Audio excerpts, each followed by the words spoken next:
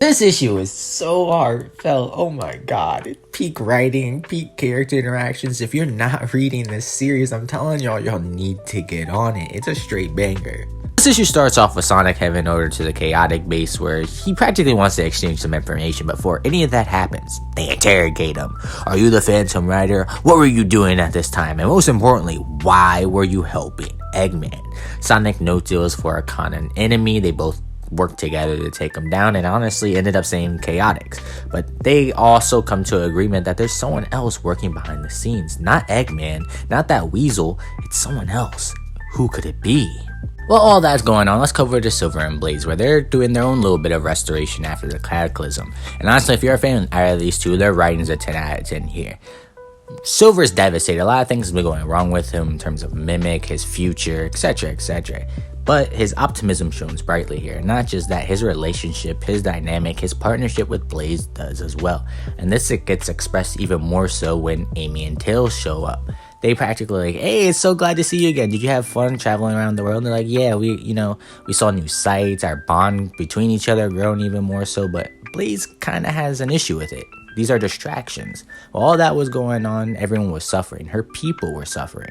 And she kind of feels bad about that. After catching up and honestly teaming up, they note that they're going to go on a surveillance to see how everyone across the world is doing, to see if they can save anybody suffering. And while Blaze, Tails, and Amy go do that, Silver is going to go try to fix or help out the Diamond Cutters who are suffering, honestly, probably the most out of everyone because they're in the front lines of it all. And this is why I said this is some of Silver's best writing. As the OG member, as someone who's been here the longest, he's allowing the younger generation to express themselves, gives them the respect that they want and deserve. Honestly, with tensions being so high among the group, they needed an outside source in order to help break that ice, because there's a lot to unpack here. Some people despise the job that they're given. They feel like they couldn't live up to the expectations that were applied to them. Well, this allows for some consoling. Lowland, she feels like her goal, her dream to be a hero ended up causing or making things worse. She allowed Mimic to do what she wanted because she was clouded with glory and, I won't say fame, but stuff like that. Now she just wants to restart life on a more smaller note. Some people, like Whisper, just want revenge, and so does Silver.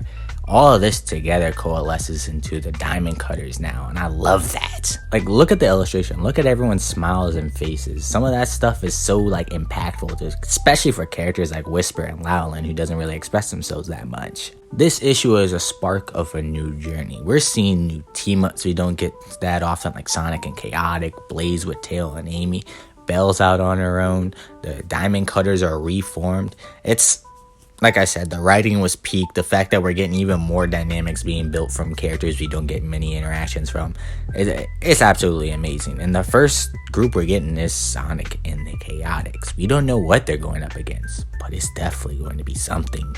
All in all, like I said, if you're not reading the Sonic IDW series, you're missing out. It's some of the best work for the characters we've gotten in a minute. The games don't even portray the characters this way like they should. Like, it's crazy. Give this series its respect. It deserves it for real.